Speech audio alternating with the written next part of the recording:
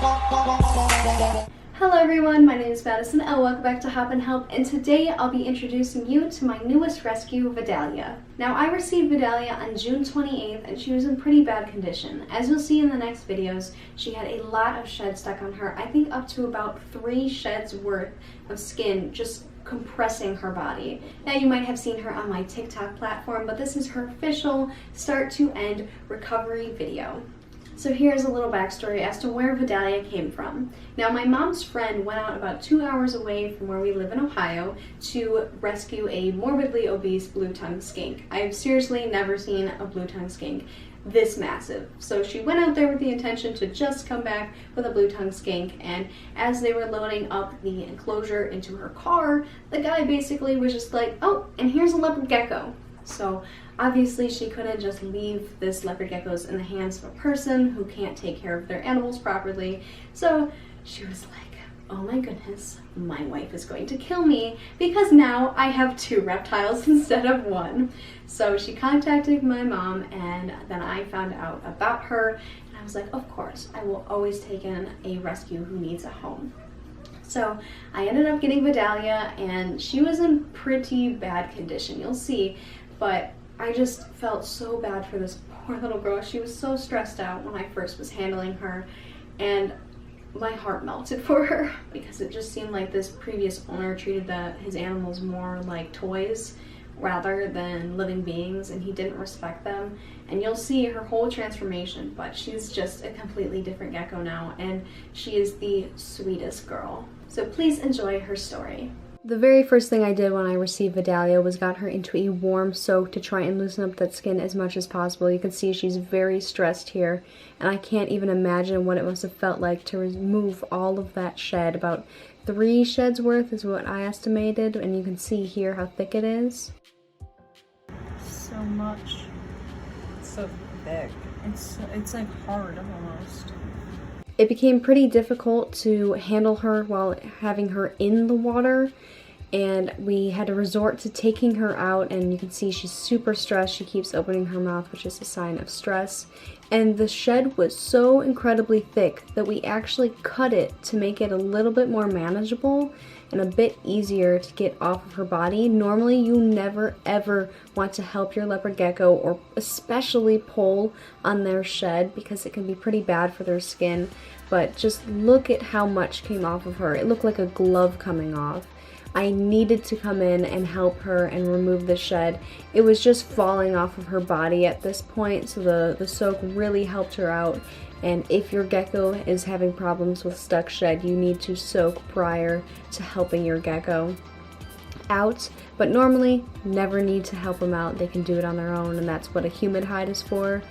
But getting to her tail, you could tell it was a bit more sensitive. She was kind of moving around. She did drop her tail via the other owner. The previous owner let me know that she had dropped her tail about 2 years ago, so that is why it is a little disformed.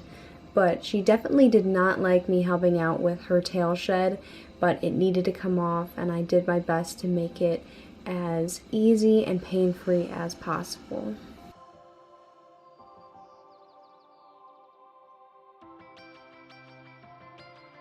And next came removing the shed from her face. Now this was definitely not the best case scenario. She really hated me taking a Q-tip with warm water and trying to massage her face, so it definitely was a bit painful and a bit dry, but as you can see, she started to back up and she just wanted that off her face so incredibly bad. I can't even imagine what it must have felt like to get all of that removed, especially from her nostrils and her nose. It was very raw. You could definitely tell that she was been rubbing her nose onto things trying to get this shed off, but I was so happy to get all of this just gross shed off of her. Here is her prior to me removing the shed. You can definitely see how irritated her nose is and how raw it is. It just, I can't even imagine what it felt like. And then this is a sign of stress, her opening her mouth like that, but I just wanted to see how she was feeling after I got all of that shed off. And then the next morning, it was time to see if she was willing to eat, and as you can see, she was super excited. Now, normally with rescues, they might have some weird tendencies because of their past life, and especially because she had a 2-hour car drive to my house and then removing all that shed. It was a very stressful few events, so I didn't really think she was going to want to eat the next day, but as you could tell, she freaking loves to eat. So that was a really great sign, and it just shows how big of a fighter she is because she was eating right away. Here you can see her pretty raw nose. This is what it looks like without that shed, very pink and irritated. Then the next afternoon, I caught her peacefully sleeping. That evening, she was awake, and you can just tell how incredibly comfortable she feels here. Now, I left her tank, the old dirty tank how it was, for the first 2 days just because of how stressful everything was, but as you can see, this tank really needs a deep cleaning. Now, she was pretty scared of me at first, and even after 2 days, she had huge improvements. How she was licking my hand right there. She used to just back up and run away. You can see she's still pretty not sure if she wants to let me pick her up, but she did, which was really awesome because I really needed to get to cleaning this tank.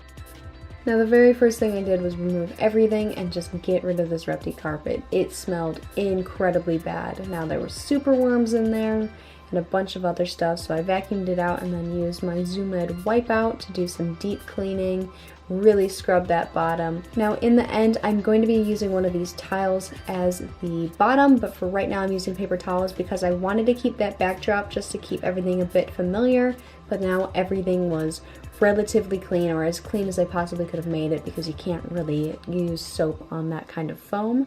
But there she was resting, and the very first thing she did was run right back into that log. That's definitely her safe place, and she did come out to explore, but in the end she just kind of ran back into that log. But the main goal of what I was doing was making it as clean as possible while still allowing her to feel that home vibe that she had before, the same smells and stuff like that. That evening she did poop, and it looked relatively normal, which was awesome. Here's her little dorky face looking at me. And on July 1st, she really started to show me her personality. This is her like kind of stalking me. I just wanted to get a cute video of her hanging out in her little hut, but then she started to stalk me with her cute little toes. And I think this is probably one of the cutest videos I have of her. Now you can really see how her nose is looking less irritated and how much happier she appears. And on July 4th, you can see her poop is looking a lot better and her nose is way less irritated and her skin is looking absolutely beautiful. She was getting a lot more comfortable around me and my friends, which was really, really awesome. You can see here that she's just calm, cool, and collected. And it took a little bit, but she really started to open up to me, and you can tell that she just felt safe being around me. And look at that little sploot, it was her first one. And on July 16th, I had a huge scare at 3 a.m. I found Vidalia like this. I honestly thought she was stuck at first, but this was her first shed with me after I helped her remove the shed the first night she was with me. And you can see she is just so incredibly stressed.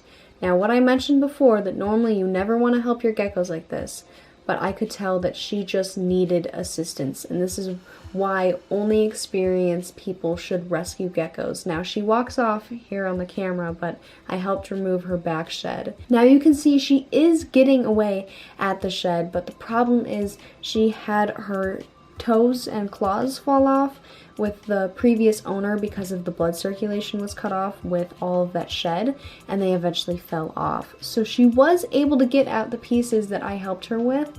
So that was the main goal of mine, was to help her do this on her own. Now she's eating away at it. All it was is getting it started. That's why she had that nose irritation. She was trying to rub it off so that she could just get a piece that she could bite into, and obviously it just got to be too much for her. So all it took was me helping her with her face and then with her back, and she was able to get just about the rest of it. And look at that pole right there. You can tell just how satisfying that must be. And a question you might have is, do you have a humid hide for her? And yes, I wasn't really sure what her shed schedule is going to be, and I was trying to figure out what is best for her, but she now does have a humid hide that I place into her tank once I see that she is getting ready to shed.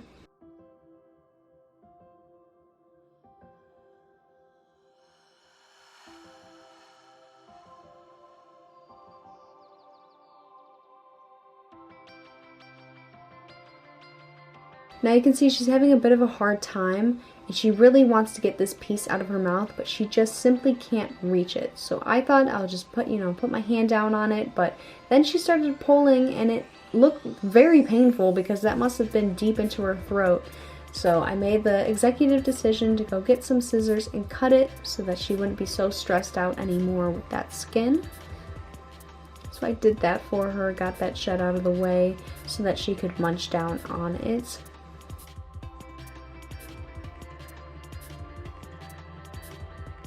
Now she was really having a hard time as well with her back leg, so I just lightly pulled the loose piece and then I handed it to her to allow her to pull it on her own, because all she needs is a helping hand now that she has gotten that initial shed off when I first received her. And on July 18th, she was feeling a whole lot better with that shed off. It was pretty scary to find her like that, but I'm just happy that she feels comfortable enough around me to allow me to help her. And obviously you can see that she is loving her food. She has just flourished in the past few days. The shed felt like it was going to be a setback, but she really showed how she is such a little fighter and she's willing to handle anything that's thrown at her. Now, the thing she doesn't like is when crickets squirm a little bit when she's eating them. As you can see, she kind of spit that out and then ate it again. For some reason, they squirm and she's like, oh heck no, I'm done with this. And then she will back up, and she still does that now when I'm recording this voiceover. And a side note, when it comes to the enclosure, I would have loved to just thrown everything out from the previous owner. It was very smelly. It was all covered in dog hair, dog or cat hair.